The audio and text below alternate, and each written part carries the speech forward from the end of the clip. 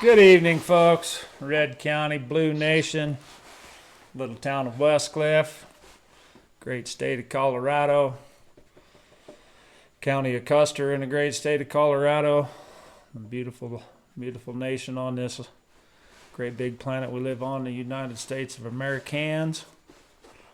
Stephen Rourke, Jim McMahon, how are you this evening, Jimmy? We're doing good. Just got here. Just landed. But yeah, another beautiful day, and beautiful valley we live in here. It looked like it was really nice. The sun's burning bright, but boy, you get out there, it's like, ooh, it was only like 35, 37 or something. It was a little In the nippy. sun, it wasn't too bad, but you get in the shade and a little breeze on you, boys, you figure it out pretty quick. Yeah, so I guess it's still wintertime. I mean, I know spring's happened, but it's still wintertime in the Rockies here. Well, we're dragging fields, you know what I mean? So, well, I don't know how they can drag very good. I know mine is, it's so dry that yeah, I'm hoping to get some snow this weekend. And the drag's ready. It's sitting there just ready to go for ready a little to moisture. go. Yeah, just need a good 6, 8, 10-inch snow, kind of wet them up. Otherwise, I mean, it just breaks. Oh, some of them guys just busting dust. Yeah, all they're doing is breaking it loose from the ground, but it doesn't really break the chip up. So then it just sits there and kind of kills the grass. I mean, it's what it is. I just have a lot of experience, that's all. Well, they've got a lot of ground to cover, so. Well, I've been there and done that, and that's why They got to get started early and get her done. that's why we had 2 40-footers, Yeah. 80-foot total. So, I mean, You can knock some ground down with yeah, that. ain't nobody run that big of drags even today. Or not that I know of. They all got these, most of them have them fold-up drags, and them ones I got right. So I put rail iron. I just got redone doing mine, so I got like 4-inch railroad iron. I got a 6x8 half-inch wall box tubing is the main pull bar, and then I'm pulling 2 19-foot rail irons, 4-inch rail irons, heavy-duty bastards. So, I mean, when we hit one of them big-ass gopher mounds, it land level or try to. Otherwise, if you just got a pipe, it kind of rolls up over It them. will. You want to knock it. You Yeah. want to mash it down with that railroad. Yeah, that's a good idea. Yeah, most of them don't have them. They're just round pull Round. bars, so it just kind of slips up over it. I mean, it's better than nothing, but it ain't like the pros use. It ain't like the pros use. But anyhow, folks, we appreciate everybody checking us out. It's been a heck of a. This will be our 3rd week here talking about the Round Mountain situation. We got some decent stuff to report about. We're not out of the deep water yet, but we at least are to the point where we're not all about to have a stroke. Put the guns away for a minute. Yeah, it was pretty testy there for a minute or two. Last week we had Dave Snyder on. We appreciate him. We appreciate all the guys over at Round Mountain. I mean, they catch a lot of shit. Well, they do, literally. And I forget what the day is.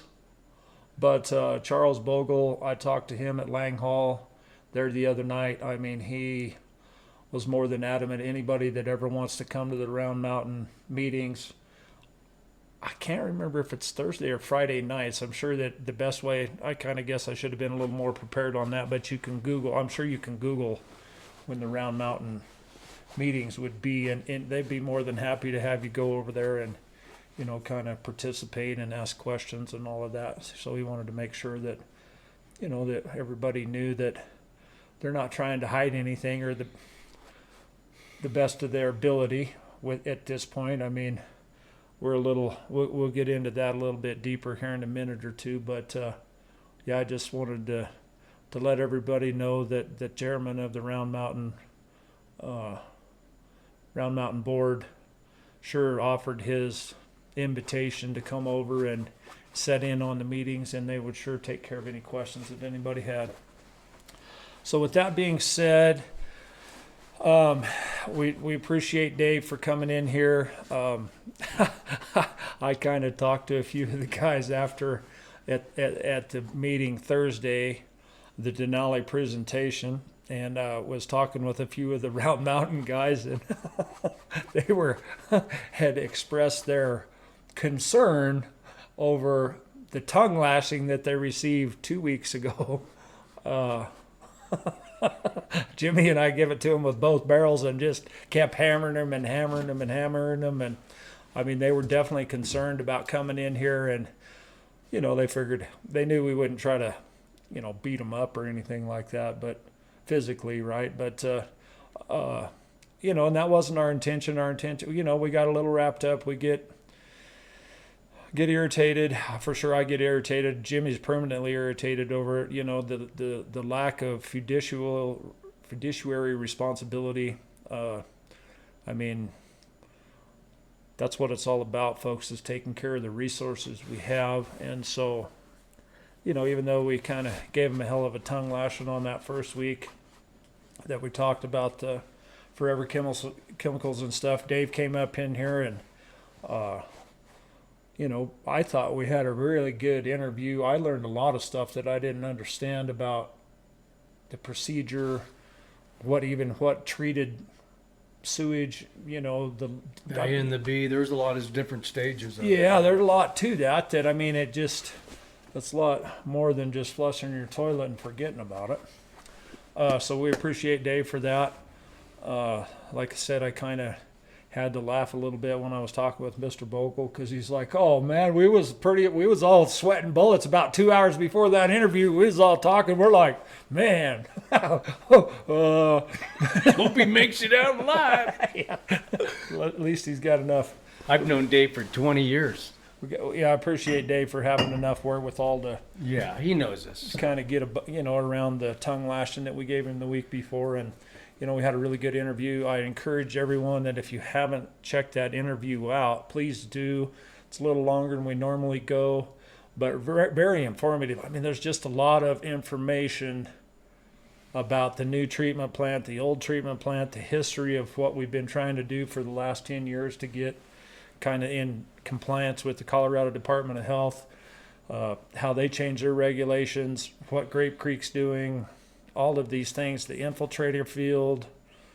I mean, there's just a lot of different aspects of that. So it did take a little longer than we normally like to go, which we don't have any problem with that, where it's more about our audience, right? We don't want to wear our welcome out, so to speak. But with that being said, once again, we appreciate Dave, appreciate Round Mountain. I mean, they are in a specific position with what they call a quasi-government entity. Yeah.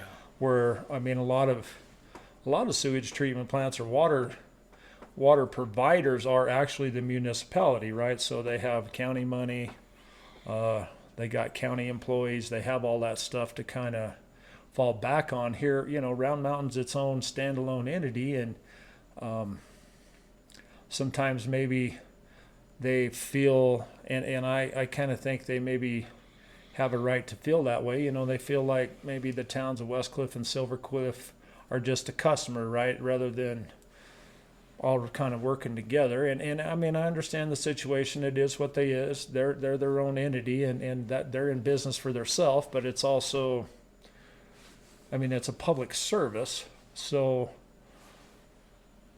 that's why they call it a quasi-government entity, right? I mean, they're public enough that they can be audited, but yet they're private enough that they don't get taxpayers' money. They get constituent. So they've got a customer. They have a profit and loss statement. They're personally responsible for running the show. Yep. And yeah, and it's not like you can do without it. No, it's pretty important. That's kind of an important deal. It's real important. I mean, unless you're getting the porta potties out and hauling water. I mean, that thing shuts down.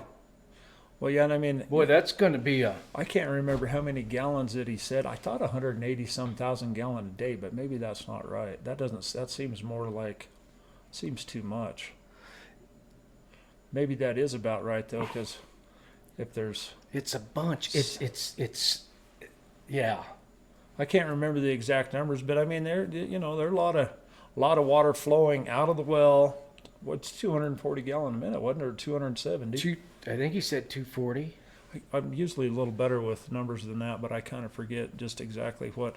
Anyhow, quite a bit of water flowing out of the ground, quite a bit of water going through the pipes and back into the ground.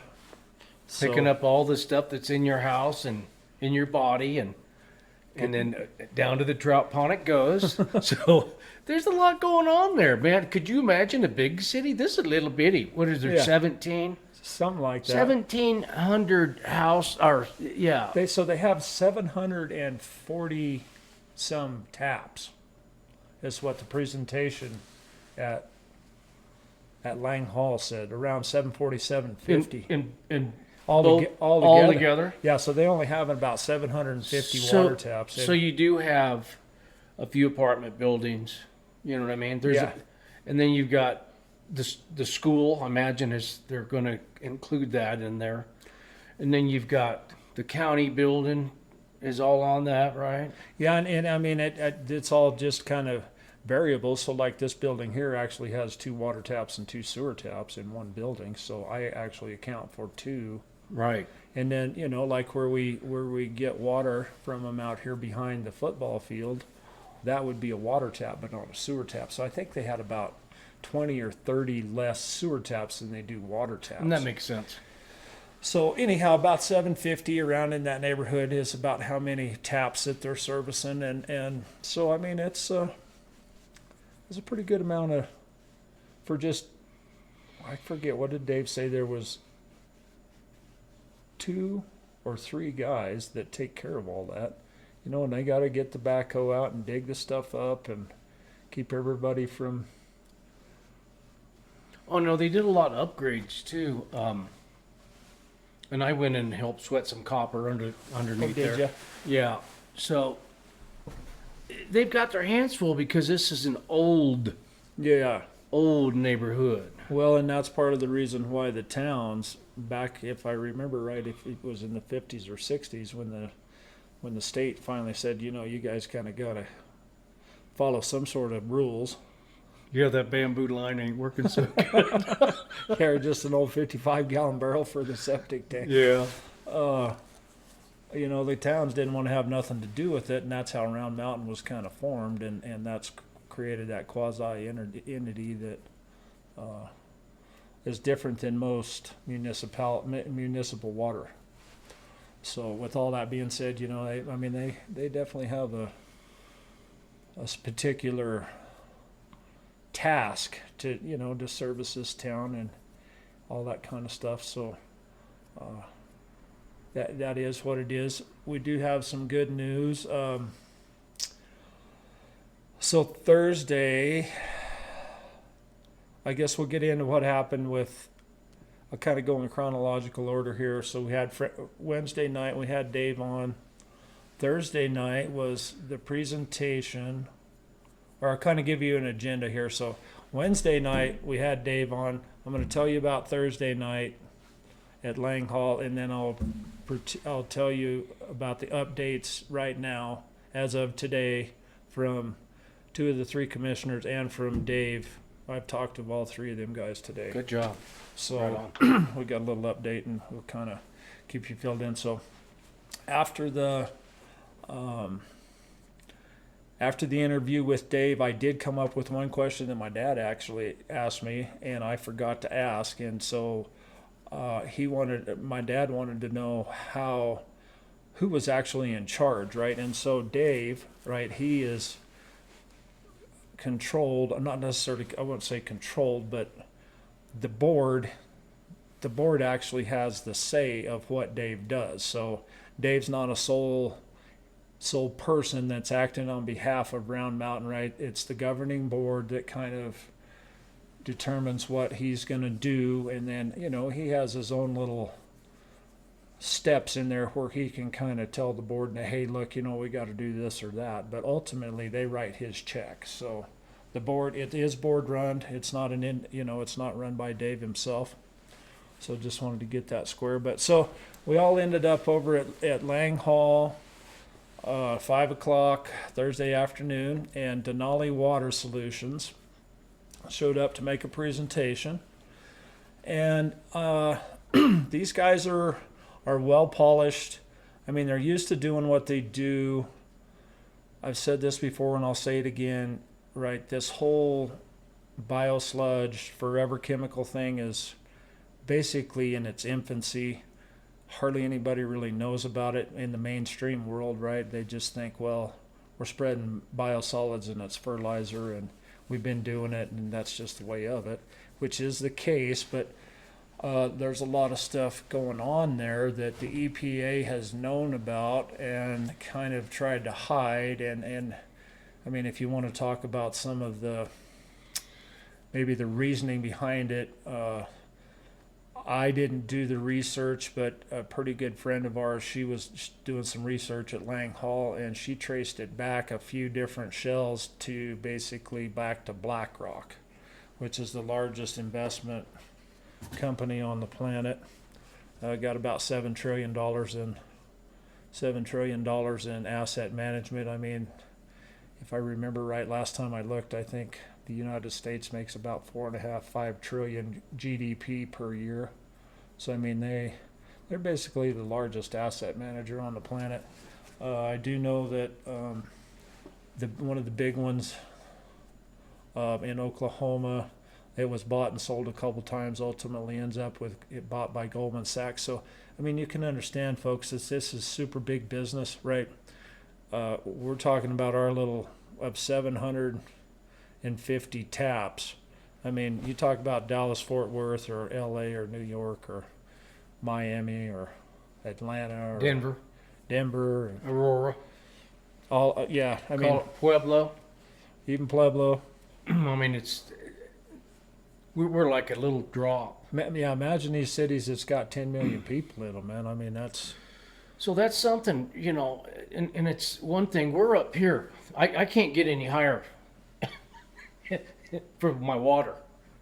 I'll be up on top of Horn. So protecting this is vital. And it basically came to a head. So yeah, it did. But for them folks to come in here, and I thought they tried to manhandle us a little bit. Well, they did try to manhandle us, and I can go into that. So I mean, they definitely. That's kind of where I was going with this. Is these guys are super suave. They're definitely professional. They're used to dealing with all. I mean, we're hicks from the sticks, basically, right? I mean, they're going to come up into our little one-horse town here and try to put on their presentation. Well, they didn't realize they was going to run into somebody like me. And I'm not snapping my own suspenders here, but I asked a couple real critical questions that they didn't have the answer to, and we basically seems like we caught them in a lie. And I'll go into that right now. So it all has to do, folks, with the amount of testing in the biosolids. And so I did quite a bit of research. The EPA is super elusive, right? They've gotten sued 6,400 times to the tune of $11 billion. So, I mean, they know they're breaking the rules, but they keep doing it. There's almost 70 million acres of farmland that's contaminated with these forever chemicals. Yeah. And they're not really trying to, they're just like, yeah, man, pay up. All right. So, I mean, they're getting sued left and right. And they're going to continue to get sued because, I mean, they're ruining people's lives. Super dangerous. The tolerance on this stuff, I mean, it's way more deadly than any kind of pesticide or heavy metal, right? The concentration of this stuff is more like dioxins, like that train wreck. It was in Illinois or Indiana or Pennsylvania, I think. Wherever they lit that train on fire. They're like, oh, look, it spilled. Let's light it on fire. That's like, yeah, that's brilliant. Yeah, it was bad, but it was real bad once they lit it on fire. And I mean, they kind of know what they're doing, right? I mean, anybody that has a half a brain knows that when you burn chloride, in particular polyvinyl chloride, PVC, when you burn that, it makes dioxins. That stuff is lethal, boy. So these PFAS chemicals are just as bad. So anyhow, the concentration of what ChatGPT told me was that the new regulation was 1 part per billion. And in their letter disputing what Jordan Hedberg wrote in the Tribune, Dave, he brought that letter with us, and we kind of asked politely for it, and Dave was kind enough to give it to us. I don't think Denali really intended on us seeing that letter. But he neither here nor there. But their take is that so on Chat GPT told me that the new EPA regulation for biosolids was 1 part per billion. That's 1 nanogram per liter is the ratio there, and I mean it's in metrics. So I mean there's some conversions there, and that's AI is actually pretty damn handy, man. Oh, it's extremely handy. Yeah, you can. And that's one of the guys up here that was kind of for it. He was talking in the nano stuff, and I was like, man, it ain't getting dumped here. I don't care if you're going to try to justify it or not. Well, it ain't happening. And you know, not to pick on anybody, but he had a PhD in molecular biology or something. I mean, I forget what Mr. Gilbert's qualifications are, but I mean, he's a real Einstein. He's almost too smart for his own good, but he didn't think there was a problem with it. And I mean, he's actually, he's kind of the Democratic spearhead. I mean, he is. He's the liberal leader of the gang. There's no doubt about it. Come on, put it out here. Yeah, hell, it's fine. Bring her on. It's not dumping; it's spreading. Oh, so yeah. You're talking like it's toxic waste. Well, like it is, man. That's why the EPA has paid out $11 billion for them dumping this stuff all over us. And they quit testing any more ground because every ground they test that they've contaminated keeps coming up really bad. Yeah. And they're taking those farms and ranches off the food supply. That you can't get into the food chain. So if they keep testing it, there won't be a food chain. Well, and so that's why it's so critical, folks. That's why absolutely we didn't have much time. I know there was a lot of people concerned, but we have our own core group, right? It's Jimmy and I and Matt Miles. He had a heck of a lot at stake. I mean, he didn't feel like he was thinking about himself, but I mean, he's 2 fences away. He's actually one of the most affected people by this. Lynn Arrigo did quite a bit of it. Of course, Joy Anderson and Nadine Peterson are also on our team of research and stewards of the valley. Yeah, and talking this stuff over, and hey, I come up with this, and hey, did you hear that, and double check this and that, right? So that's kind of our little core group. But after the podcast, we knew that it was going to be a big deal with Denali, and so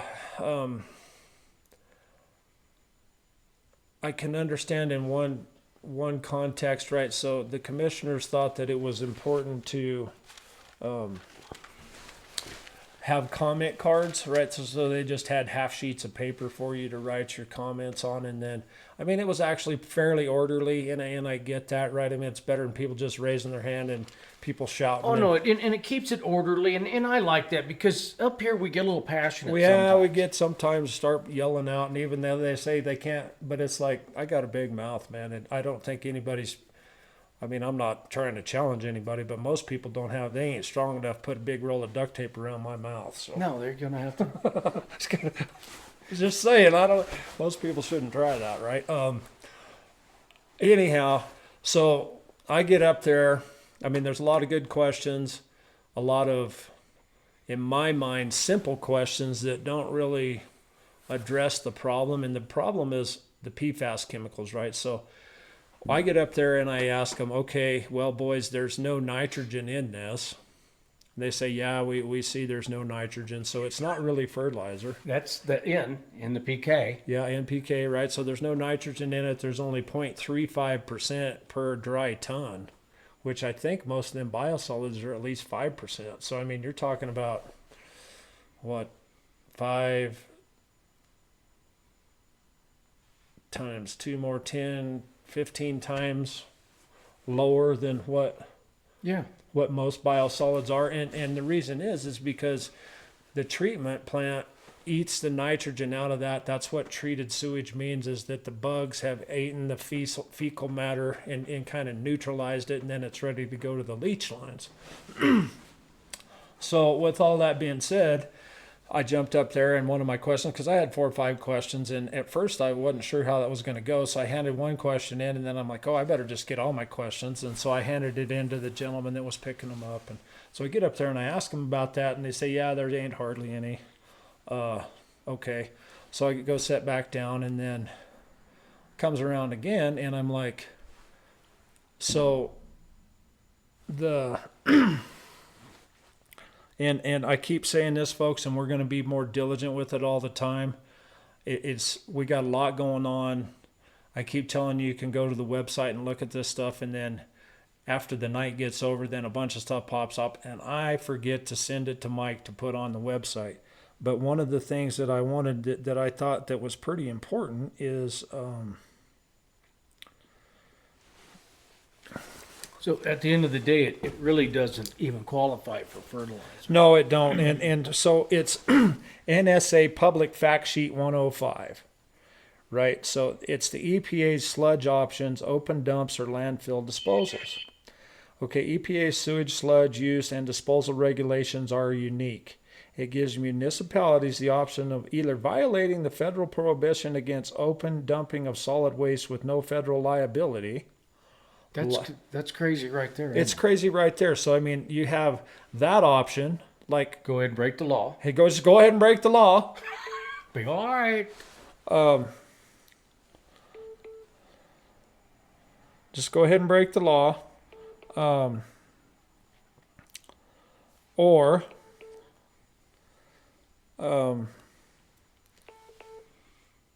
dispose of sewage sludge in a landfill as required by federal law. So I get up there and I ask them about this, and I say, what do you think about this, boys? I mean, this is the NSA Public Fact Sheet 105. They're like, oh, hell, whatever we're doing, the EPA says we can do it. And I'm saying, well, I'm not trying to argue with you. I'm just saying this. And Mr. Canada tried to say, well, yeah, you sounds like you're trying to debate. I said, I'm not trying to debate anything, man. I said, this is contradictory as contradictory can be. I'm not trying to argue at all. I'm saying this is what I'm reading. What the hell are you guys reading, right? So they say, well, we're just doing what we think is right, and we're doing the best we can, and so go sit down. Okay, well, I'll go sit down then.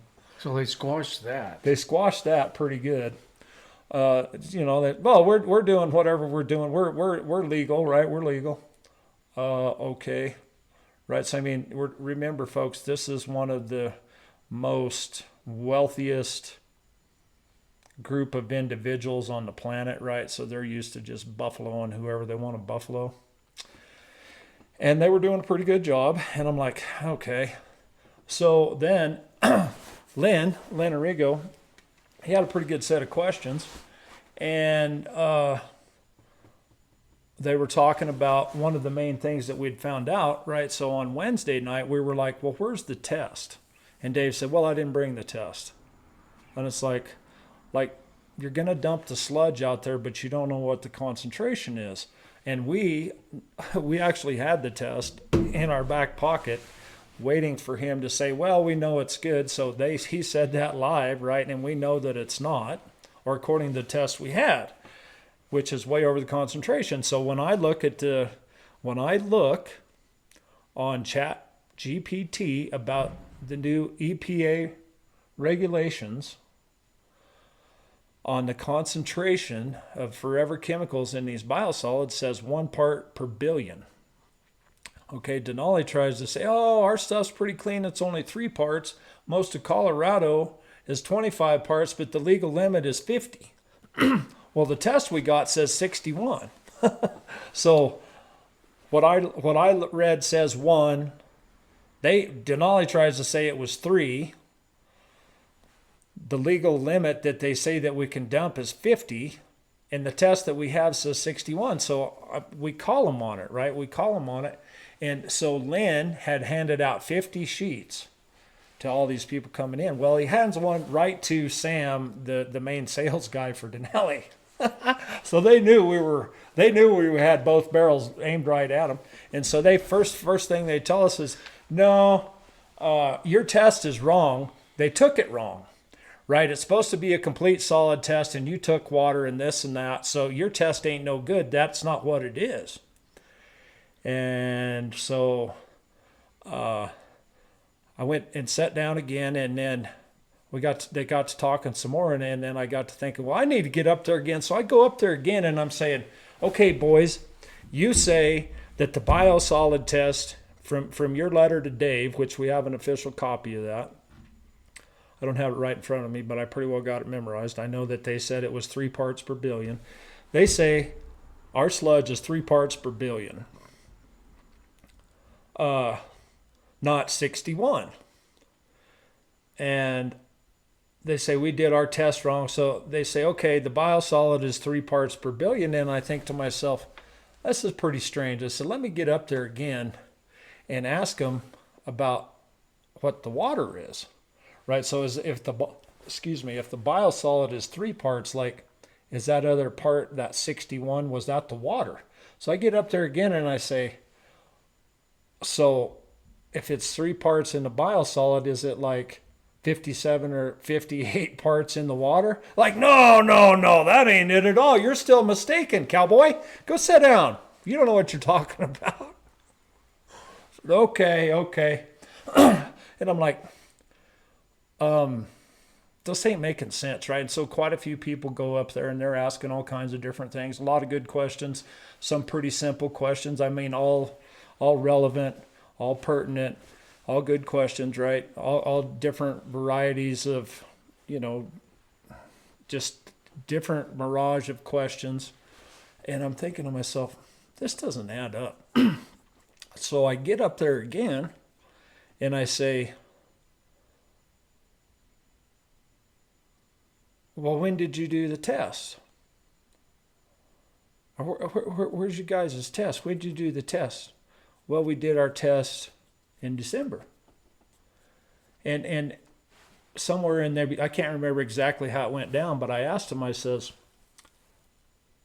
where's the test? I said, why is this official test that you guys say that our biosolids are 3 parts per billion?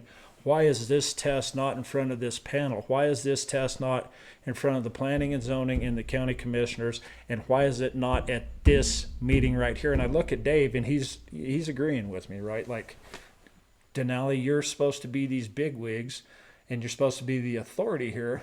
And here, my little chemistry background and my background with HPLC and GC and all this stuff. And so I'm thinking to myself, they say, well, we haven't got the results back yet. So I go sit down again, and I'm thinking to myself, this ain't adding up, man. This ain't adding up.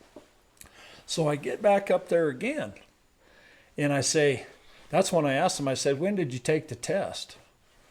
And they said in December. So I said, you're trying to tell me that it's 3 parts per billion, but you don't have the test back yet. I said, now we're just little hicks from the sticks, but how in the hell do you know it's 3 parts per billion if you don't have the test back? And he tells me, well, it's in my email. And so it's like right there, I mean, I basically proved them wrong. They were lying to us about having the test. They still haven't provided a test for the biosolids because they didn't have a test. They made all that. I mean, and if they did, I don't understand why they haven't proved it up. Well, and if he was a real, if it would have been you or me, and you would have said, well, it's in my email, then, I mean, flip through your phone and draw it up, buddy. I mean, I've been drawing up these tests that I do. I mean, on demand, when somebody says, where's the test? It's like, bang, right? So that's some suspicious behavior. It's far beyond suspicious. Yeah. I mean, we caught them red-handed in a lie bigger than shit. And so we pretty much got them shut down there. I mean, in between all these other questions, I was able to prove legitimately that they did not have the test that they said they did. And so, I mean, they were lying to us. I don't mean to say that Dave lied to us, but he did. And I'm assuming that he did that not unknowingly. I mean, I'm going to give him the benefit of the doubt. I'm going to say that Denali lied to him, and then he relayed that information, because I'm not trying to come at Dave, right? And I'm sure not trying to get on his credibility, because this is Denali's. You know, a lot of people want to say, folks, that, well, Dave might not have been qualified, or Dave might have had something to do with it, and maybe that's the case, but this is my other side of the coin that I'd like everybody to think about, is like, when you have a problem with your car, and it's really above your skill set and even your thought process of what the hell you're supposed to be doing, what do? You call the specialist, right? You call a mechanic to take care of the problem at hand. That's the reason why Dave called Denali in the first place, is because he couldn't handle the problem. Your car's busted. You got a busted jalopy that's been busted for a while. Everything keeps getting tighter and tighter, so we need to fix this. So we call one of the only people that can take care of business, which is Denali. The reason he told us Denali got kind of the job, or because they're the only one that has the machinery with a floating barge to get on a lagoon to stir it up. I mean, it's not like you're just going to go out there with a little pump or a loader or an excavator or anything like that. It takes kind of specific machinery to stir this up and float and suck it off into these huge vacuum trucks. And, you know, it's not a real common piece of machinery, especially in this part of the world, right? I mean, you get into oil fields is a different deal. Well, we got 64 counties in Colorado. Just think of the scope of that. Yeah, and I mean, a lot of these counties are so small, they're in the same way, right? I mean, so Dave proceeded to say how, I mean, they thought they went through, got some stuff squared away, got it figured out, didn't make it with the state. The leach field's no good, so now you got to dump it into Grape Creek. Couldn't do that. Got it all figured out again. They didn't tell them the cost till it was already approved, and then it went from $3 million to $14 million to put this monstrosity water treatment plant in. And I mean, there's just no way for this 750 water taps to pay for that much money. I mean, you just can't, right? Your water bill would be 5 times what it is. I mean, my water bill already is for 2 taps is 109, like 91 and 61, right? So it's about $150 or somewhere in that. I can't remember. It's on auto pay, right? I mean, I just pay it and go on. I don't like it, but it is what it is. I mean, I like flushing the toilet, and I like getting the water. There you go. It's convenient. Yeah, and I mean, there's no use having a building like this without plumbing. I mean, what the hell's the use of having a building without plumbing? I mean, it just... Well, if it's out in the country, it's got its own well and own septic. It's a whole different ballgame. But it's still, it's still plumbing. Location. Still plumbing, right? There's no use having a building like this out in the middle of the country, right? I mean... No, doesn't make sense. Yeah, it doesn't make sense. So it is what it is. But anyhow, with all that being said, we kind of got them squashed. Or I shouldn't say squashed. We didn't know what was going to happen, right? All we knew is that these guys are extremely polished in their presentation. They're extremely polished in sliding the questions to the side. I mean, they're used to dealing with Metro Denver, and Metro Denver has a lot more high-powered, intelligent per capita, right? I mean, there's just a lot more people, so you have a lot better chance for more people to be more educated about the situation, right? So, I mean, that's what they're used to dealing with these huge municipalities. And so when they come up here, right, I don't think they was expecting somebody to challenge them about where the test was. It didn't seem like it because, I mean, they had no proof, and they still have provided no proof. Well, it was the Playhouse 90 is what I was looking at. It's like over here, look over here. Don't look over here, Steve. Look over here. And you say, no, I need to look at this. This is where we're at. This is all I care about is here. All I care about is the parts per billion of the PFAS that you're trying to spread on us. I don't care about anything else. And that's why I think it was really monumental at that point. If it wasn't for me to kind of explain that stuff, I don't know that we would be in the position. Nobody else was prepared, and they didn't have your scientific background with tests in the hemp field and whatever else you've been involved in. So thank God for you. Yeah, That's all I'm going to say. You smashed them damn near single-handedly.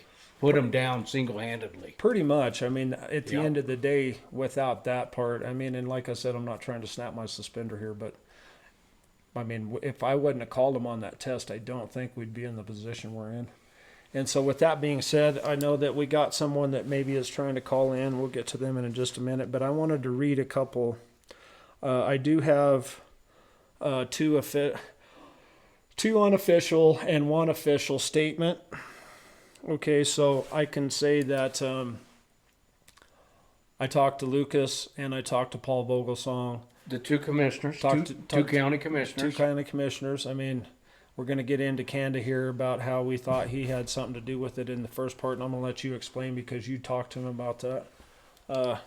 But so I talked to Lucas. Lucas says, so this is the deal, folks, right? So they're having a meeting tomorrow, a special meeting, and they've asked the county to give them $40,000 to help off to fray some of the expense of this trucking. So the county's gonna maybe pony up $40,000 to Round Mountain, quasi to get this sludge government to get this sludge out of here, right? And I mean, so as bad as we hate to pay it, it's a hell of a lot better than getting a cheap ass sidewalk at the county building that you. Well, we're gonna get them all. You don't want anyhow, right? Yeah, we're gonna get it all anyways. But so anyhow, I mean, I know that's real controversial about spending county money on this whole thing, but it's a lot better than the alternatives, right? So I mean, and so that with that being said, tomorrow they will have a special meeting. It's going to be at the EMT building. That's over by the sheriff's department. Yeah, it's at the EMT building. Okay, at 1:00. I mean, it's not at the all aboard Westcliffe or at the courthouse. It's over at the EMT building. And it ain't at Lang Hall. No, it's not at Lang Hall. It's at the EMT building. I can go over that. I have the actual agenda. Got it. And the three things that are on the agenda is approving that money, that $40,000. The commissioners have to. They're going to have to do some kind of resolution to move that money around. Yep. And so. I mean, let's hope that they do that. So with that being said, so Lucas and Paul both told me that's the deal. Paul Vogelsong has some other stuff that's pretty exciting, but I'm just going to leave it at that. He wanted to confirm with his people about the science of what's really going on. I mean, I talked to him for a decent amount, and he's got some really good stuff with some guys that do oil field stuff. Yeah. And I'm like, man, that would be super cool. But I'm not allowed to say anything, or I'm not going to say anything until we're confirmed with what this is. But it has a lot to do with what we're talking about, and maybe in the long run being really good for what we're at. Solution oriented. Solutions, right? Yeah. And so, but I did get a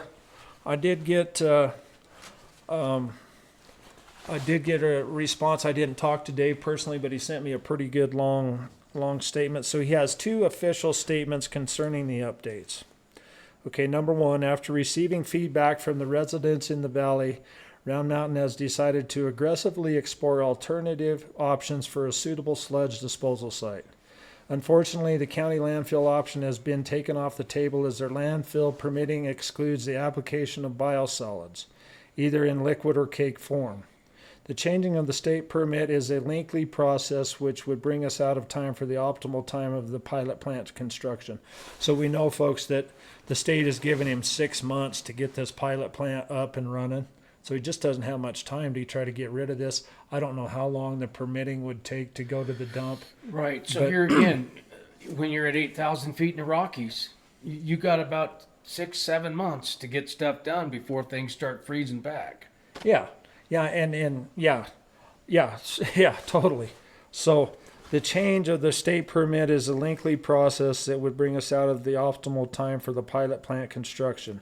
We are currently pursuing an option of hauling the sludge out of the county or in several different discussion negotiations to see if we can make that a reality.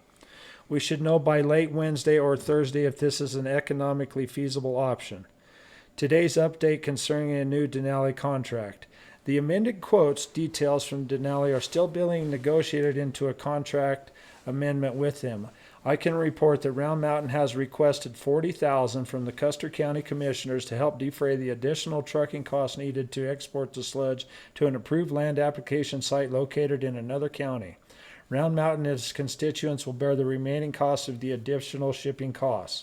The finalization of the Denali contract is contingent upon the County Commissioners' approval of our request at their meeting at 1 p.m. on Thursday the 3rd, and full contract details will be available at Round Mountain Board's emergency meeting scheduled for 2 p.m. on Friday the 4th. So that's what we're talking about, folks. They're having a meeting tomorrow, 1 o'clock. Let me get the address real quick for that. Round Mountain has asked for $40,000 from the county. It sounds like, from what I can tell, the county is going to approve that, which I think they should. I mean, it's a really controversial thing, but I mean, $40,000 is a hell of a lot better than all of the money that they wasted on the Justice Center. Well, we can reason this thing backwards, forward, and sideways with all the money that's been blown between lawsuits and bad decisions.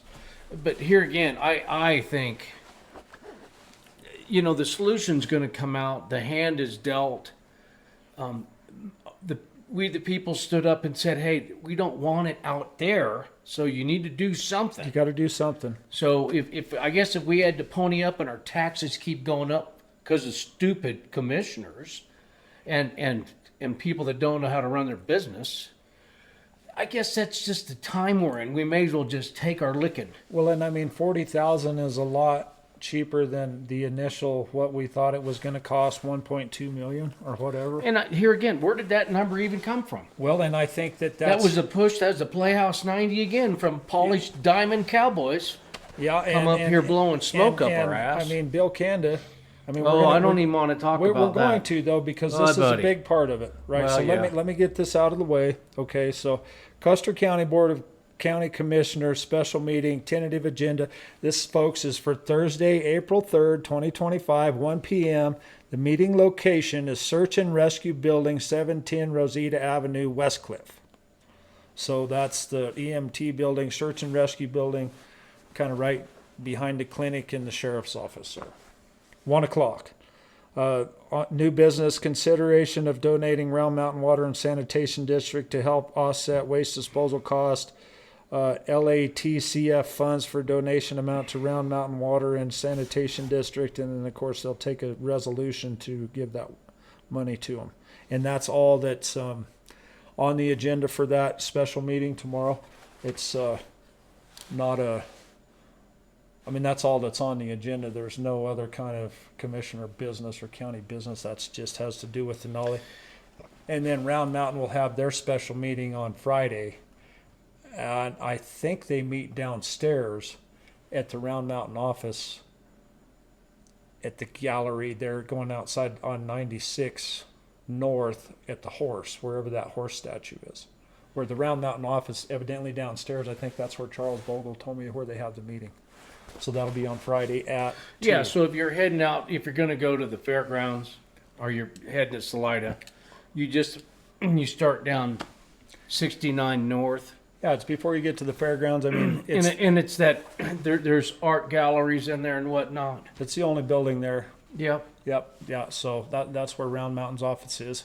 So with all that being said, that's kind of that's that. So let's get into this. I mean, we're not trying to bash Bill, but there's a lot of funny stuff that happened, and part of it has to do with Dorothy Karsten figured out what was going on and kind of blew the whistle, and Bill kind of got upset. So if you'll go ahead and elaborate, Jimmy, of what Bill told you about how Dorothy shouldn't have said that. Yeah, I called him up as soon as I found out about it, because I heard it from Matt. He said, man, they're going to dump that sludge out there on the old Johnson Ranch.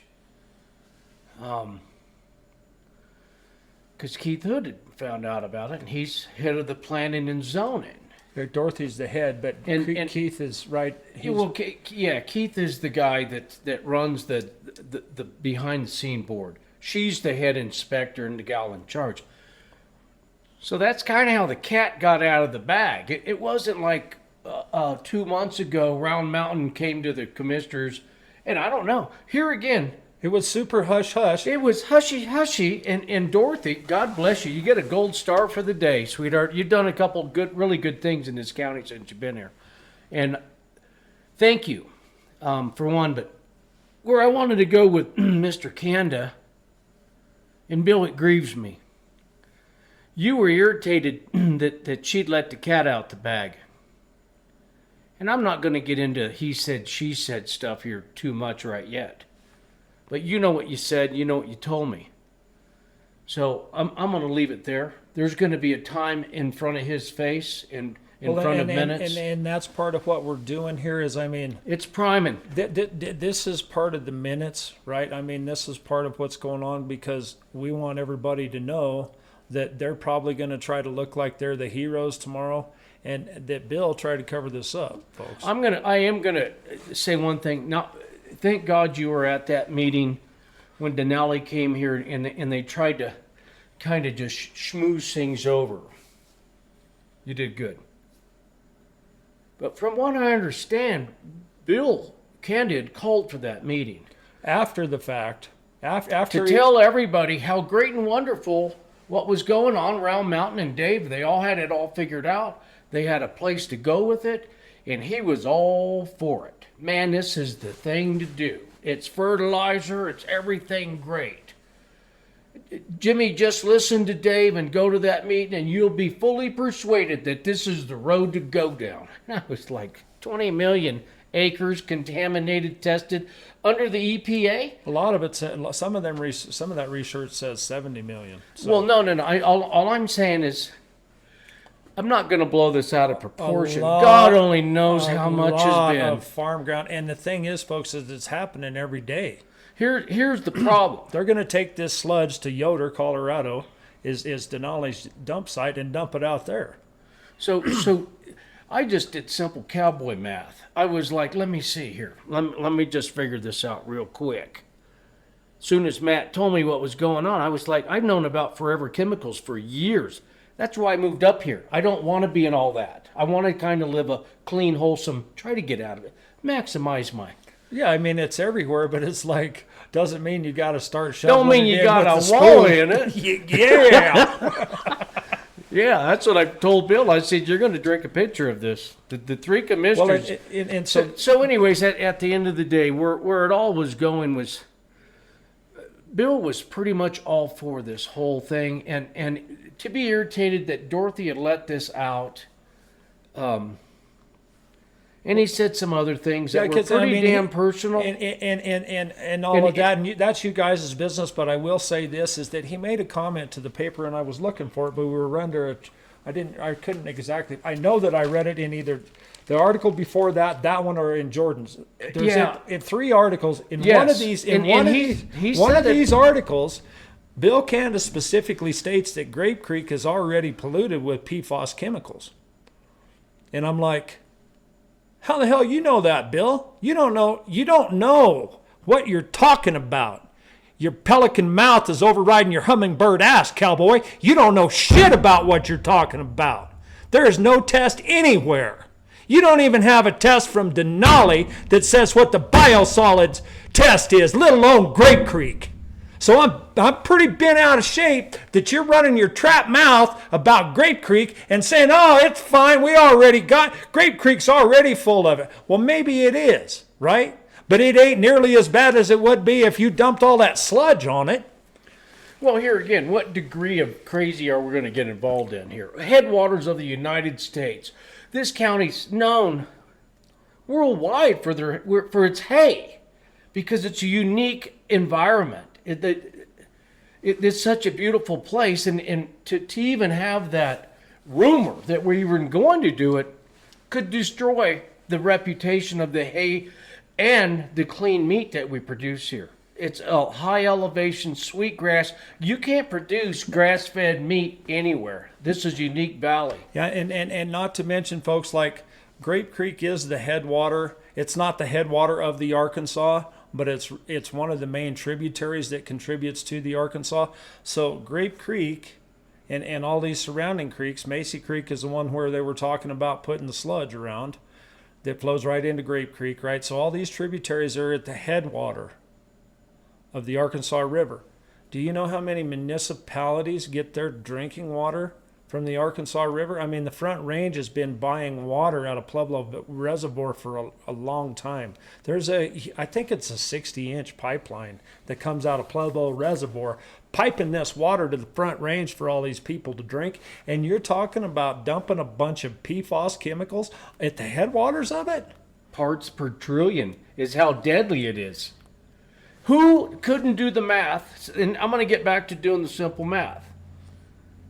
Who in their right mind? Oh yeah, bring that stuff in here, and we've had our. Well, we already got it. Like we've already. How do you know that? You don't know that. This ranch has been in our family since the 1800s. Okay, now wait.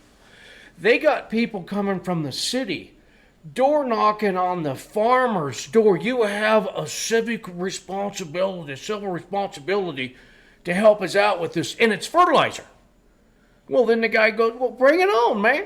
I'm going to save money and help you with a problem. That's what farmers do. Well, and the thing is... Now their land is contaminated and they can't even farm it anymore. And so if you don't know about... Simple math. If you don't know about PFAS crime, if you don't calculate the PFAS chemical into it, it's actually great, right? I mean, there's a couple testimonials in there. They're talking about building the organic matter. They're talking about, I mean, a couple of these guys are like, man, I got into a big drought and I know I wouldn't have raised any crops without dumping this stuff. So if the PFAS chemicals weren't in there, then it would be a liable and viable conversation or a practice. But it's these PFAS chemicals, folks, and I'm going to say it again, folks, I'm going to say it again. In 5 to 10 years, everybody, man, woman, and child will cringe at hearing what a PFAS chemical is. Nobody knows about it yet. I mean, the only people that know about it are super educated, and everybody else thinks they're quacks, right? I mean, when you got a PhD over here, Captain James, saying that it's fine, and you got a PhD in whatever kind of biology, it's like, dude, how long since you actually tried to study anything?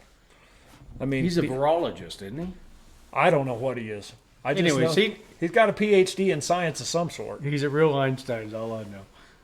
But with that being said, we have a caller here that, let me see if I can get him on the phone.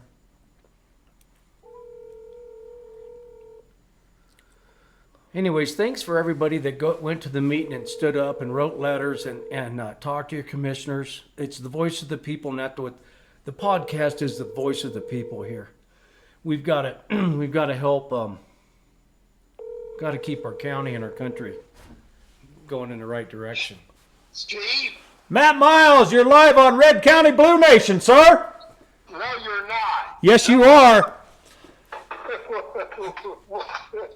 You're live, buddy. Just so you know, I seen you tried to call me a little bit ago, so I just thought I'd go ahead and call you back and let you know that you're live on air right now.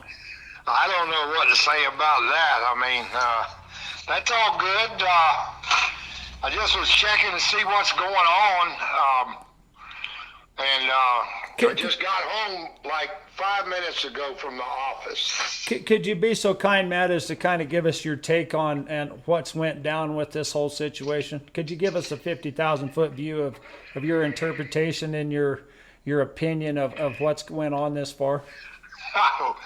We don't have enough time on the podcast to go over that. Well, you got 15, 20 minutes, whatever you want to do. I don't mean to put you on the spot. I just, I know you were trying to call me, and so I just wanted to, I didn't know if you had something to say to us, and so I just. Well, I guess I do. I mean, this has just been a long one for me. Starting on March the 10th, about 4:15 in the afternoon, when I got notice of what was going on, and initially I thought that it was just a joke or something. I couldn't believe it. Yeah. That somebody would do something like this.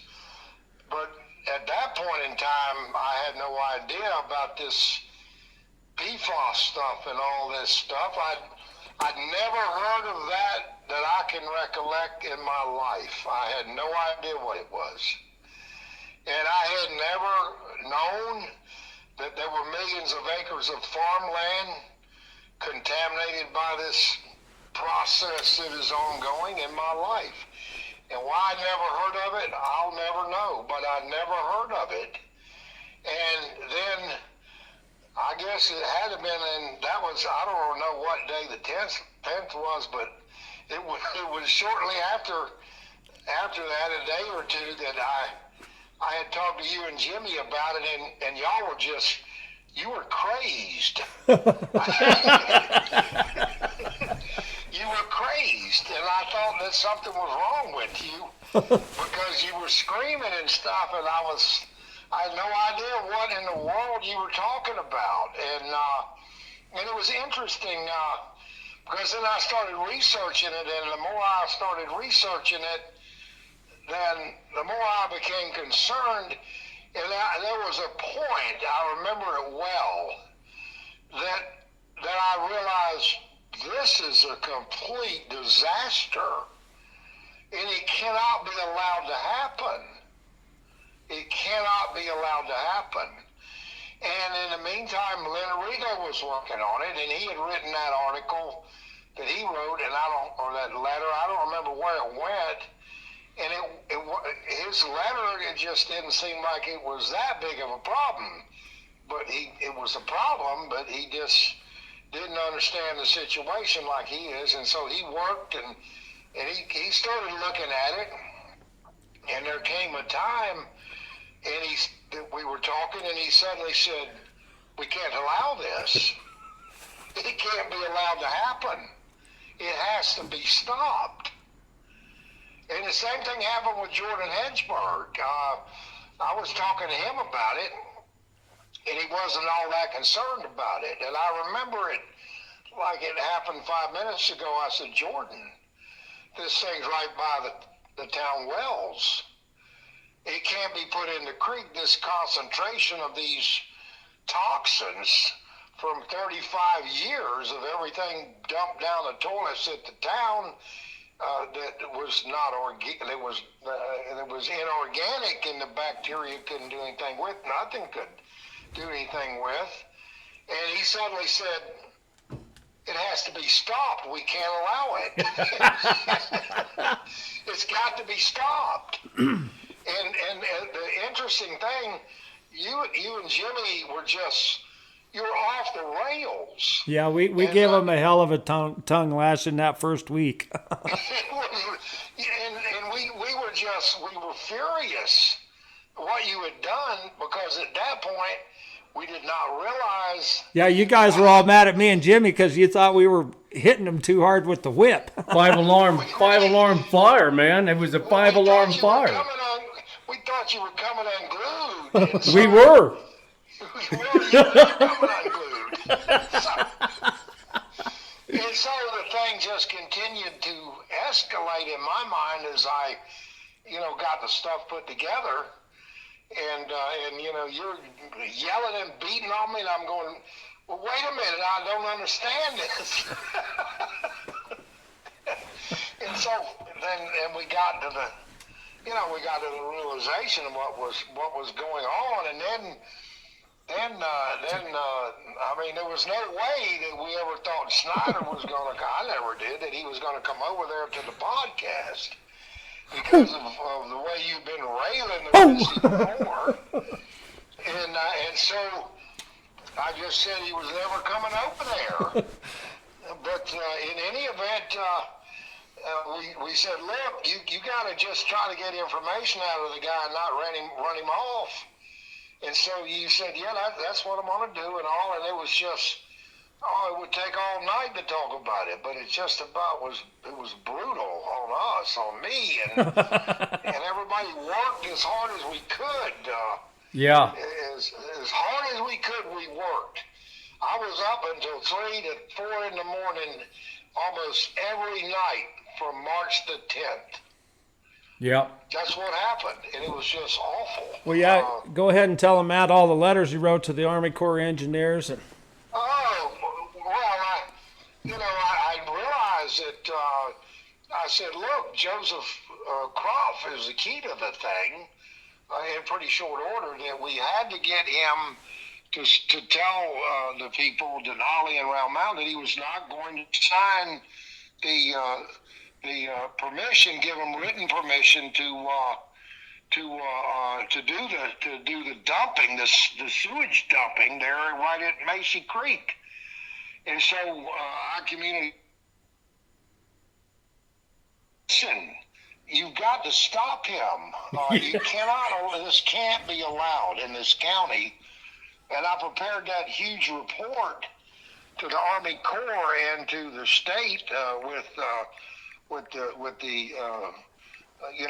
Google Earth screenshots showing Reeser Lock and how the company ditch, or Reeser Lock ditch, it was they sweep the creek in the summer, and they were going to dump this stuff in May, and right after, while they're sweeping the creek, and they were going to dump it all down the center of the valley, and it could not be allowed. No.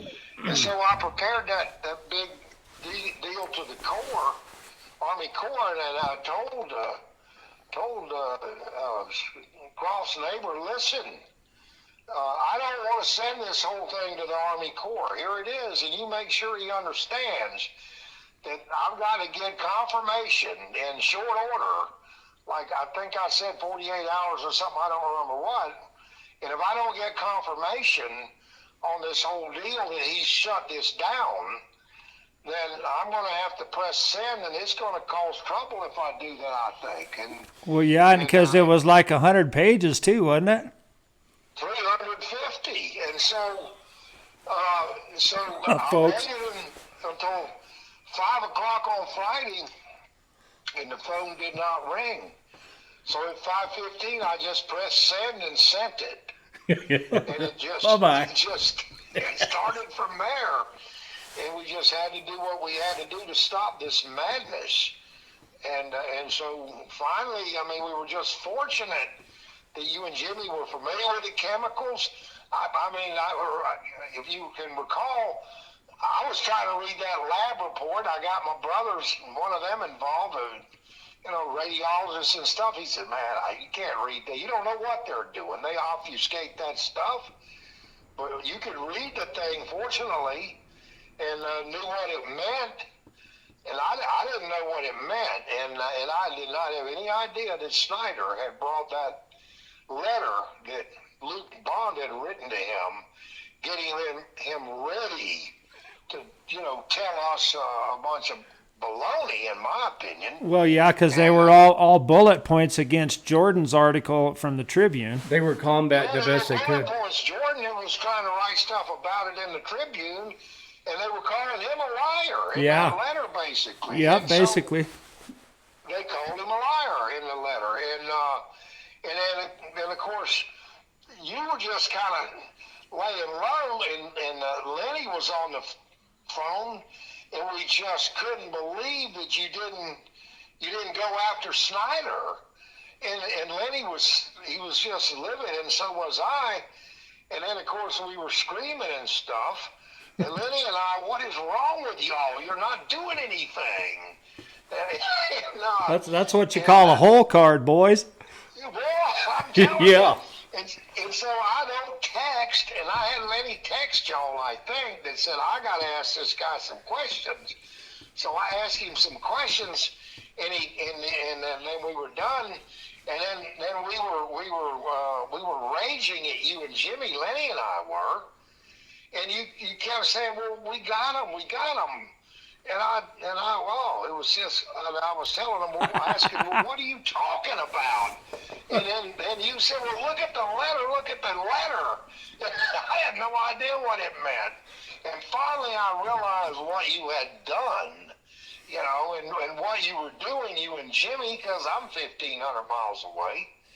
And at that point, we wrote that letter laying everything out, and worked till like 3 in the morning.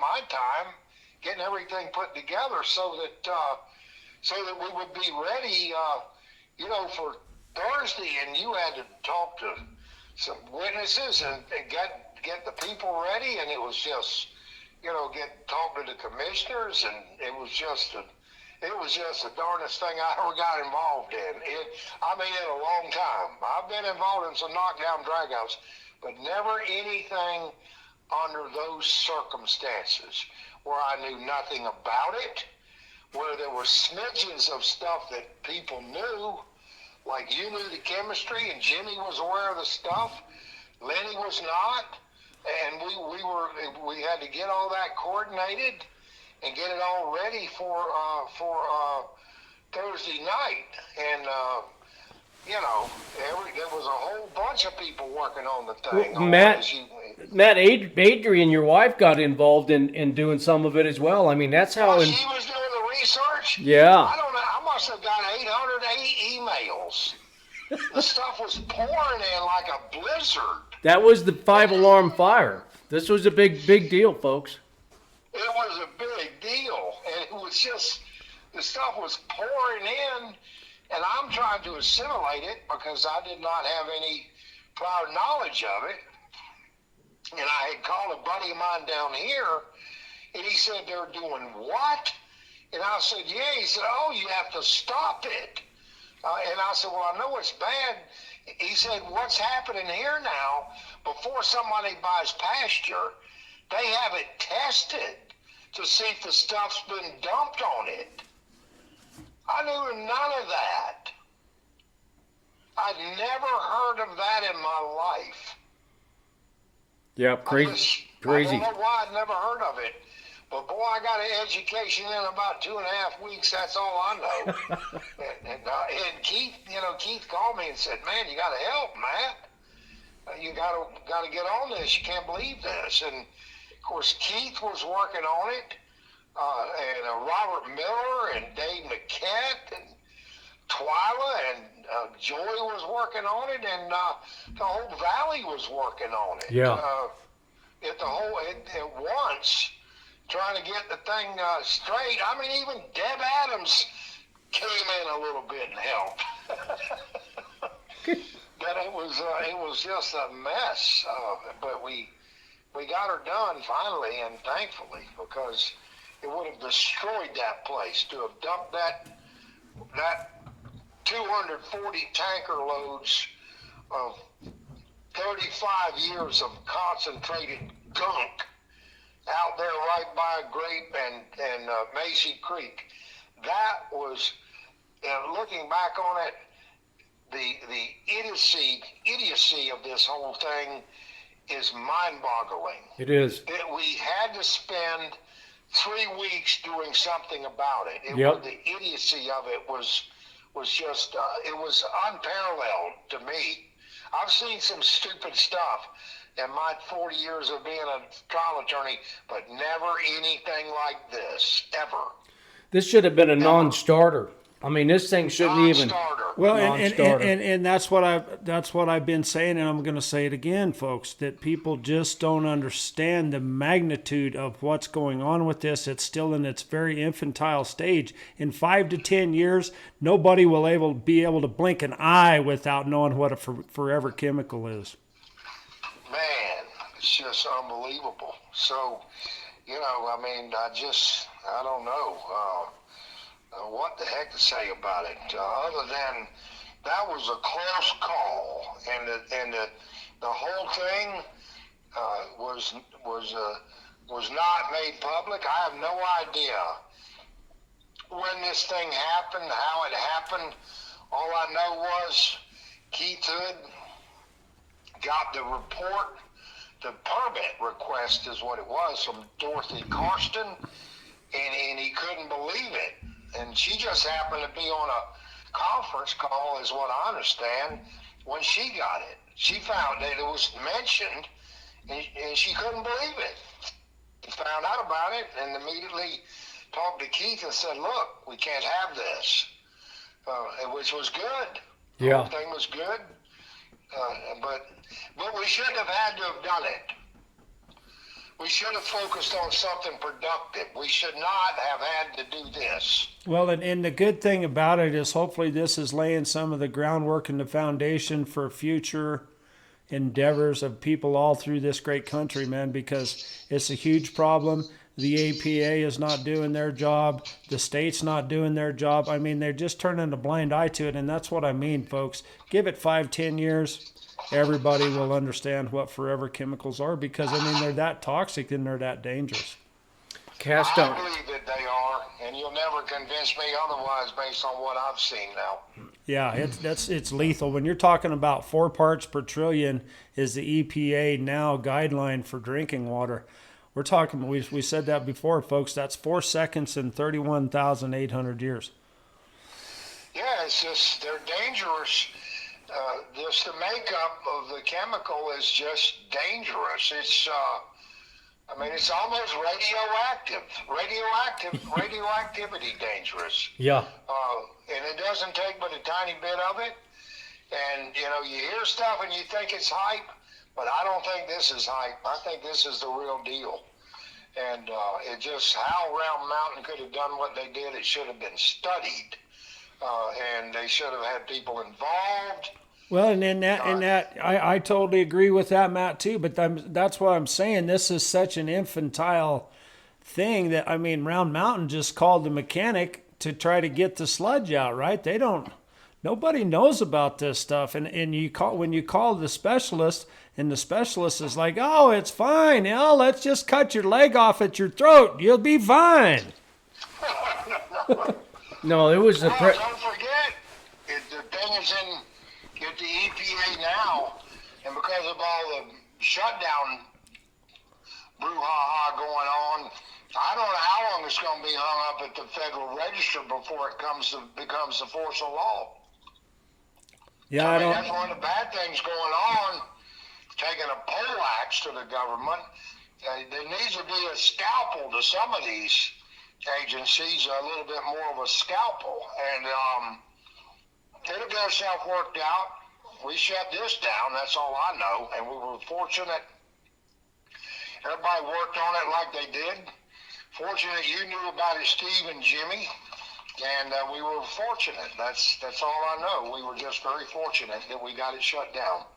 Well, it took a whole bunch of us, and it, like you said, Matt, that was some long nights putting stuff together. So it didn't come easy. And some serious stress. I mean, we were all pushed to the brink right there. I've still got people saying, "Oh, you don't know what you're talking about," and it wasn't that big of a deal, and that's pretty alarming to me. It was a big deal, I believe. It was monumental. Yeah. It was a big deal. Now, that's why I say give it another 5-10 years. People will understand that.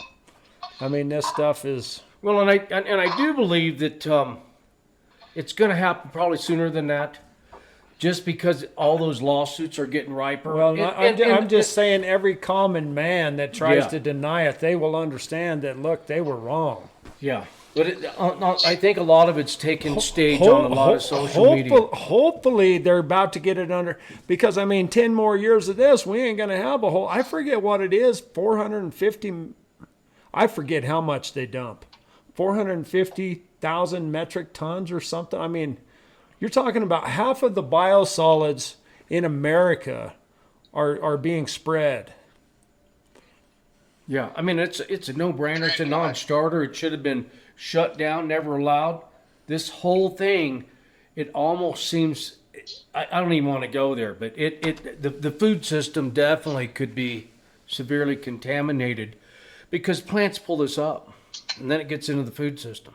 Yeah. Animals pull it up, and then it gets into the food system. Well, yeah, and I mean, and you're talking, and sometimes they don't even have to pull it up. It's just right on the plant, and the cow comes along and chomps it. Yeah.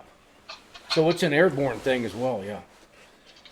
But so, yeah, Lenny made a good point too. You know, on that application, they were talking about, that application was talking about trying to plant 2 tons of winter wheat, right? I mean, the boys from Denali didn't even know the environment that they were dealing with, and like I said, these are the big boys, folks. I mean, these are the biggest players in the whole world making money. I mean, you're talking about the, $7 trillion BlackRock's got in assets. And so, I mean, they're used to doing what they do. They're used to spreading it out on the Front Range and out on the plains, not in the mountains. So, they couldn't even really get the permitting straight. Yeah. Anyways, that's about it. I guess I got to get. Well, I didn't get home here till a few minutes ago. Yeah, appreciate you calling in, Matt, and appreciate your time as always. And we'll chat at you a little bit later. Catch y'all later. Yep. Thanks, Matt. Bye. Bye-bye. So yeah, folks, that I mean, when you're talking about Matt's a pretty seriously educated gentleman. I mean, he knows a lot about lot of different things about a lot of different things. He really does. And to never even heard of PFAS chemicals, right? I mean, and that's what I'm talking about. It's so elusive. The EPA has kind of been trying to bury it. The Colorado Department of Health, the guy, Tim Larson, is still saying it's all good. And it's like, these guys, they don't the biosolid part of it's fine, right? That part's fine. It's just all the rest of the bad stuff that's mixed in there.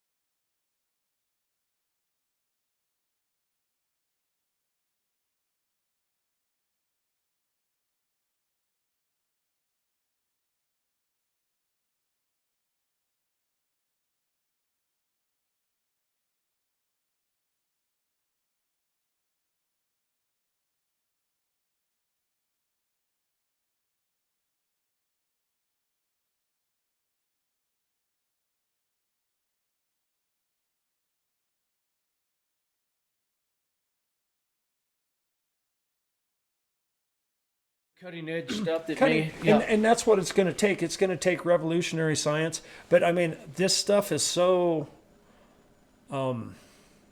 it's so lethal in such small concentrations. Like, how are you gonna fly over? Like, so right now, there's some water treatment machines that will treat like 250 gallon of water in a day.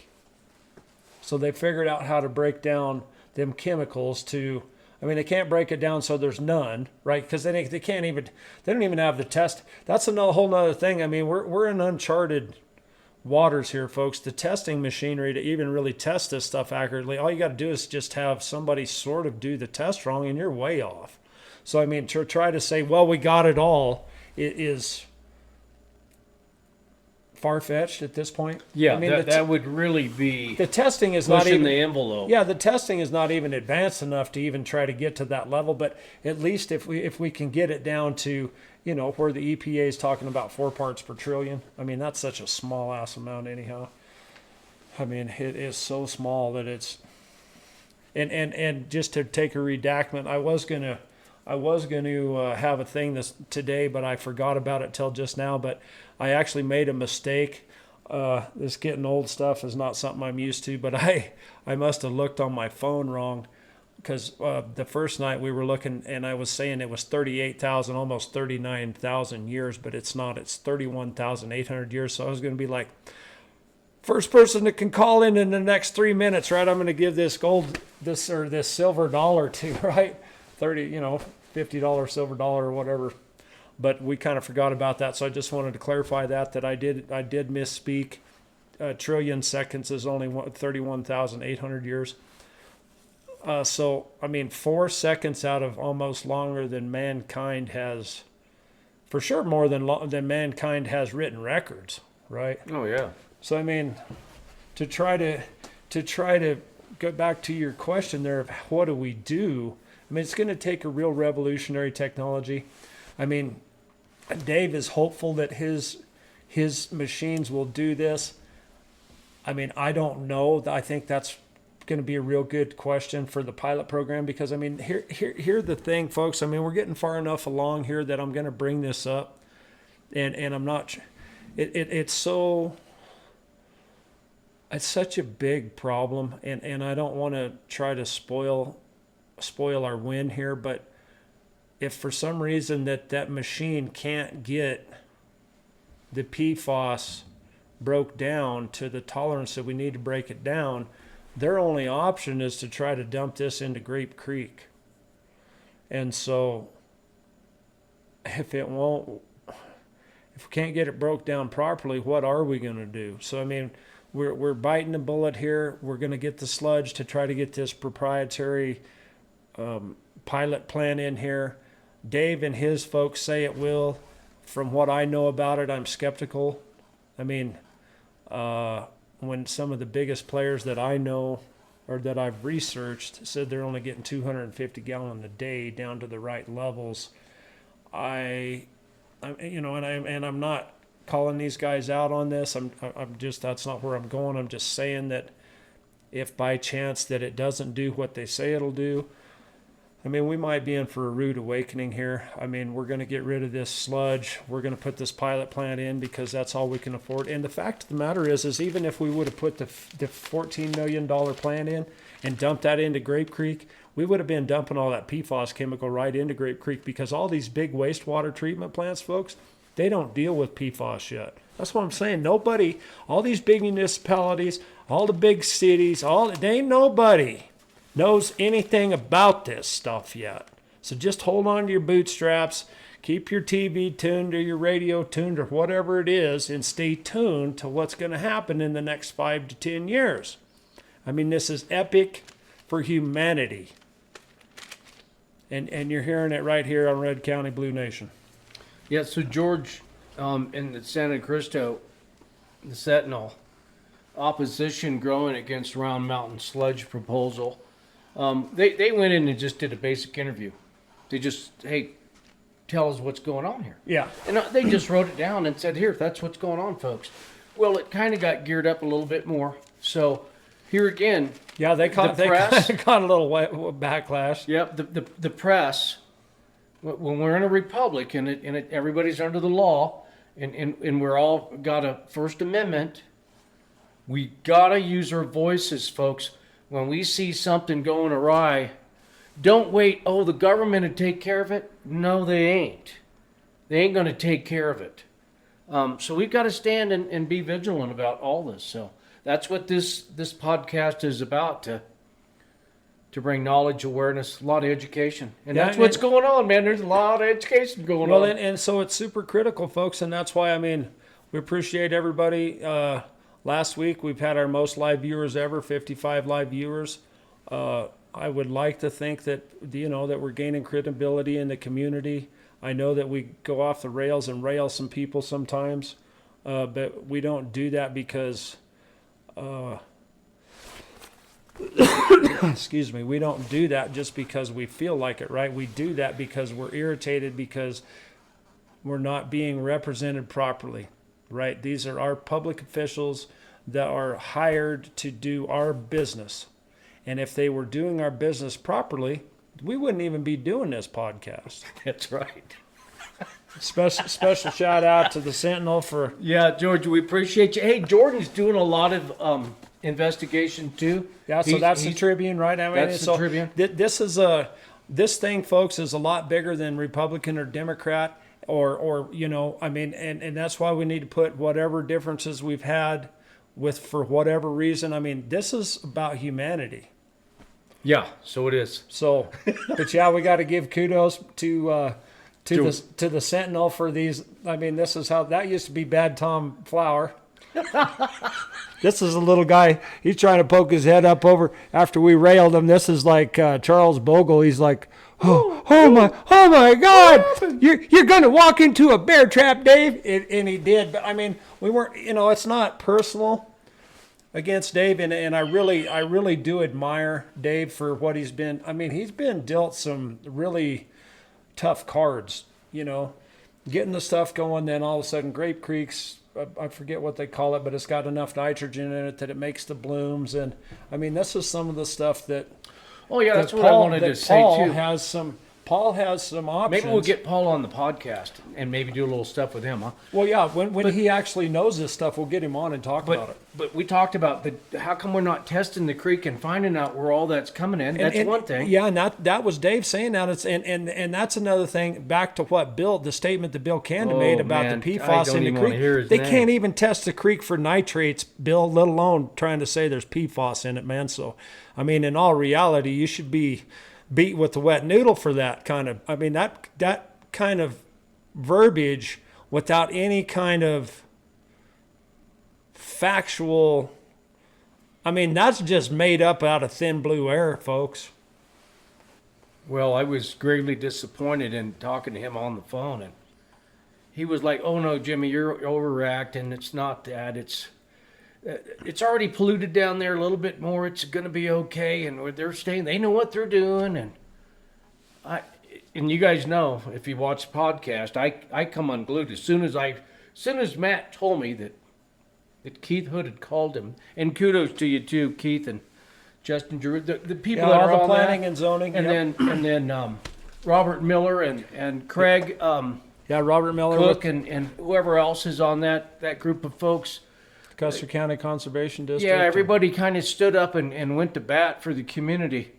Well, and one person that we didn't get on and didn't talk about, but probably needed to be in the conversation was Upper Ark. Upper Ark. Because just to go through a little more detail here, folks, right? So if they would happen to dump that on, and I talked about this last night. I went to one of the they call it the R2 group here. Probably a decent number of you know about it. It stands for Readiness and Resilience. Stephen and Elizabeth Robinson kind of head that group up, and it's a pretty good group of folks that are conscious about what their environment and different things about food and water. Situational awareness. And so Elizabeth asked me if I would come by there, and so I went by there last night and talked. Actually, it was 45 minutes later, and we finally had to quit talking about it because we ran out of time. But what nobody didn't, or one of the things that I wanted to emphasize was, and we talked about this the first night about Round Mountain. So you dump it on the Johnson Ranch. Macy Creek gets out of its banks in the spring. I mean, it washes off into Grape Creek. And we talked about the company ditch, which irrigates quite a bit of. I mean, that's like 6 or 8 different ranches that get water from that. I mean, that would have spread it all over the valley floor, clear up to on the west side of Macy or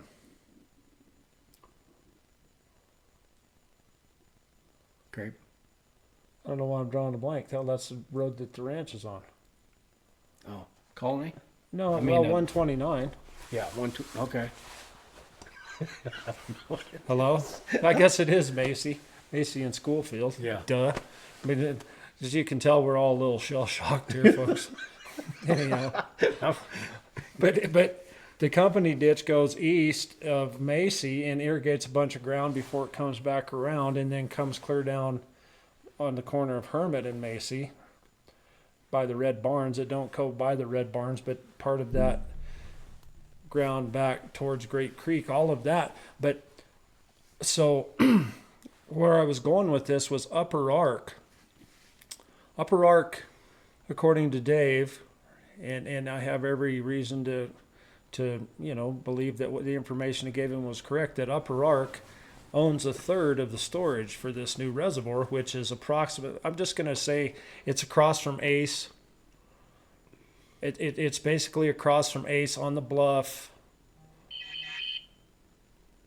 somewhere in that area. I mean, I don't know the exact area, but what that whole thing is, where I'm going with this, folks, is right. So they're going to take that water that had if they would have dumped it right, would have had the PFAS in it. They're going to divert that into their reservoir, and then depletion, when they're required by the state to start releasing that water back to Grape Creek, the depletion cone, right? So this is the technical terms of, you have your well, your straw, right? So as it goes down, they call the depletion cone the cone of water that is depleted from this well. And so they were going to they're going to release water from their reservoir into the depletion cone to replace the water they've been pumping out. You're going to literally pump that PFAS, release that right into your depletion cone, and pump it right to the whole town, folks. And that's what I was meaning when I said Round Mountain just thinks that they're in a sling right now. If they go ahead and do that, they have no idea what kind of trouble they would be in by having these PFAS chemicals coming out of that reservoir, dumping it right into their depletion cone to the well for the town. Unintended consequences. Yeah.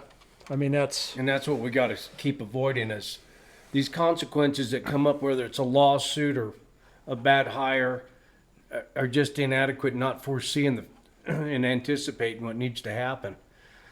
We're going to have to get some better people running this county, period.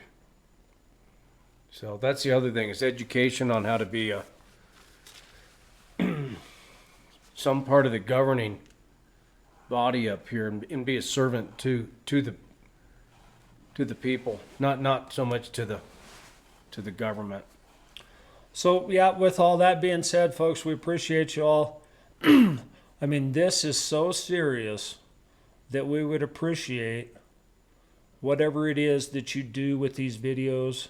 Share them, like them, however all that works. I mean, I'm not really the social media guy, but I mean, this is important. And so all of your friends, everywhere where we live across this great nation, we're fighting the tyranny and the neglect of the elite. And then that's what it is. You know, I mean, you can call it eugenics, you can call it evil, you can call it whatever you want to call it, right? I mean, there's a lot of different names for the same horse here, folks. But the fact is that we'd appreciate. I mean, we're all at stake. This is a humanity problem. It's not a town problem or a county problem or a state problem or a Republican or a Democrat problem. This is a human problem, folks. And so please do your best to spread the word. As always, call me anytime, 719-371-3026, right? Email redcountybluenation@gmail.com. Call Jimmy. Yeah, 783-0313. So, I mean, of course, we get a lot of scammers too. So if you try to call us and it's really important and you don't happen to get us, call us back, folks. I mean, that's how serious we are about trying to spread the information here and do our best to be good citizens and kind of do our best to steer humanity in kind of the right direction, because like I said, and I'm going to said it and I'll say it again, 5 to 10 years, folks, this whole thing, it will be common on everybody's tongue about a forever chemical. Right now, hardly anybody knows about it. A lot of really important, smart people don't know anything about it. Us little country boys. And the other thing is, I disagree with you, just to touch on that.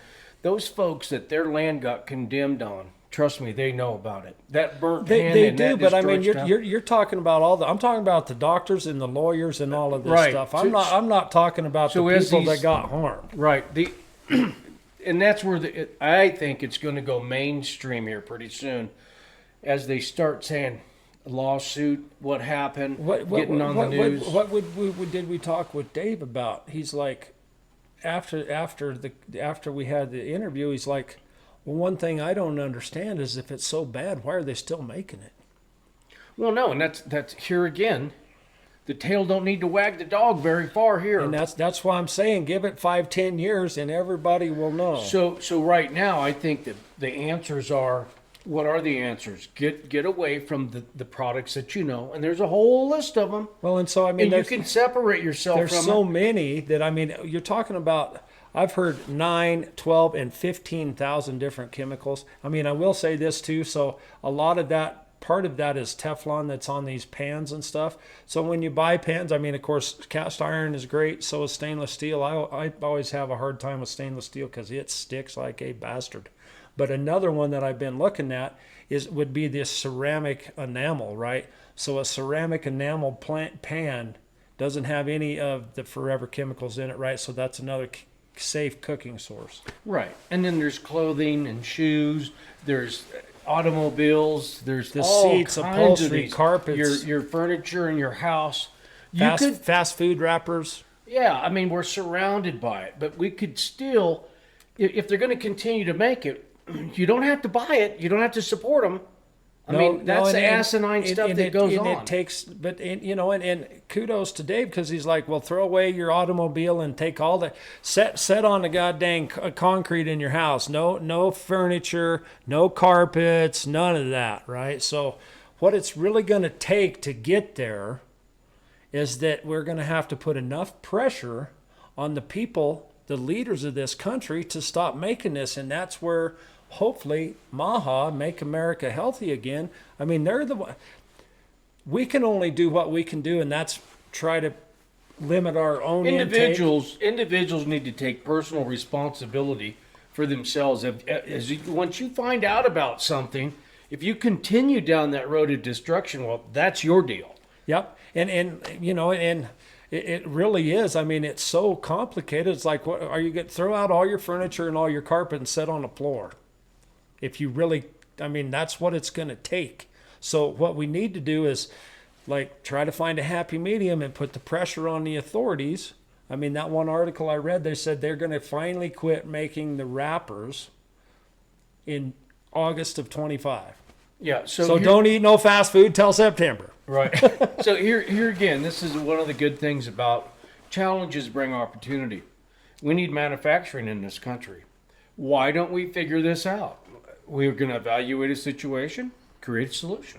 Well, so it's a hell of an opportunity. And it is. And the ornery part about it is, I mean, that's kind of the ebb and flow of humanity and of mankind, because we created this molecule in the first place because it was so great. Convenience. Well, not just convenience, but we're talking about the molecule is so good. Yeah. The bond is so strong. Yeah. That's why it's so bad. Yeah. So it doesn't occur even a little bit in nature. No. This is, well, I mean, the basic elements do, and it's just a fluorocarbon. But when you blend them, when you lock them together, trying to break them apart, basically it takes almost enough electricity of what you're talking about, lightning. And that's why I worry about the machines, these electrocoagulation machines, not having enough current to actually break that bond. And that's what I did. I called bullwalkie on that thing right out of the gate after the stuff that I found out and went through and the people I talked to. But it's... Elon Musk needs to figure this thing out. Well, and that's what it's going to take. I mean, if somebody really, really wants to know, I mean, they were smart enough to put it together. They should be smart enough to take it apart. But I mean, how do you remove? So like them anodes, right, on the machines that I was looking at, the problem that I see with that is that the molecule actually has to touch. So if you're 8 or 10 molecules off, if water's flowing by this anode, but you're 10 molecules off, it's not breaking the bond. It's only breaking the bond that's touching the electrode. So it's insulated still. It's not getting to it. Yeah, you got to keep circulating and circulating and circulating, pushing and bouncing and forcing it to get it to touch it. Yeah. And so that's why it's so slow, right? And so I mean, it's just going to take a heck of a lot of technology, and there's no doubt that we can figure it out. I mean, we'll have to figure it out. Or first off, quit supporting it, quit building it, figure out how to get rid of it, but don't keep adding it to it. I mean, that's the most stupidest thing I've ever heard a person say. Well, It's already polluted a little bit more. Ain't going to hurt And you. you know, you're My talking you're God. talking about guys that's got PhDs, and they're like, no, Yeah, I mean, it the ain't stuff that it come ain't out of dumping. these- We're spreading it. Like we got to do a lot of research and So figure that- this all out. that just lets you just lets you know, just because you're book smart don't mean that you're smart. No, a little common sense and just 2 + 2 stuff works pretty dang good. Yep. So with that being said, we're gonna wish y'all a good evening. Till next week, folks. Thanks. God bless you. Thanks. Oh, man.